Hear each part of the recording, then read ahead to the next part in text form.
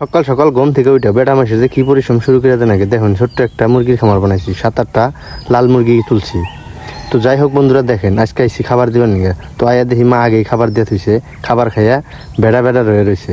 দেখুন খাইয়া খালি দৌড়াদৌড়ি বাড়তেছে। তো দেখুন কত সুন্দর লাল টকটকা এই বাচ্চাগুলো আসিল, এখন কত বড় বড় হয়েছে। যাই হোক দেখুন, আমি কিন্তু এই মুরগিটি খুব শখের বশত পালতাছি। আমি একটা জব করাতে ছিলাম, আমার আব্বা ভাই যে না জবকরণ যাবো না। যাই হোক আব্বার জন্য খাবার পারতাছি না, চিপায় জ্বলায় পড়ে, কিন্তু তারপরে ধরে ধরে ওজন করি যে দেখি কুত্তানি করে হয়েছে। যাই হোক বন্ধুরা দেখুন আপনারা, আমি কিন্তু মুরগি দেখতে দেখতে আরেকটা মুরগি কিন্তু আমার পাশদা নিজ দায়ে পড়ছে, আমি কিন্তু জানি না।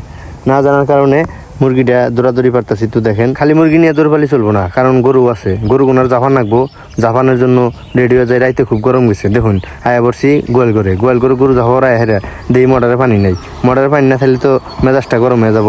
যাই হোক কল জাতাজাতি করার জন্য একজন লোক পাঠাই দিলাম, কল যাচ্ছে তারপরে পানি আইতেছে না, জাগতাছি তারপরে পানি হয় না, মেজাজটা গরম হয়ে গেছে। গরু গোনা তো পানির জন্য দেখুন গরমে সোজা কথা অবস্থা খারাপ হয়ে গেছে। আজকে রাতে এমন গরম গেছে, ভাদ্র মাস তাল পাকবো, মানুষ তালে পিঠা খাবো, তার জন্য এত পরিমাণ গরম চালাইছে। গরম চালানোর জন্য কিন্তু গরু বাছুর মানুষজন সবাই কিন্তু অবস্থা খারাপ হয়ে গেছে।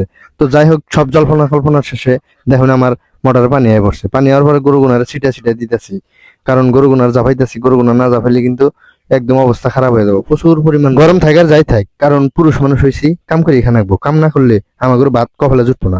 বউরা তো সবসময় ওর রান্না বাড়ি নিয়ে ব্যস্ত থাকে, তাই আঙ্গুর পরিশ্রম করে এখানে রাখবো। কারণ বন্ধুরা আপনারা যাই কোন তাই কোন, আমার ভিডিওতে লাইক কমেন্ট শেয়ার করবেন, শেয়ার না করলে আমি কিন্তু বাঁচতে থাকবার পারবো না।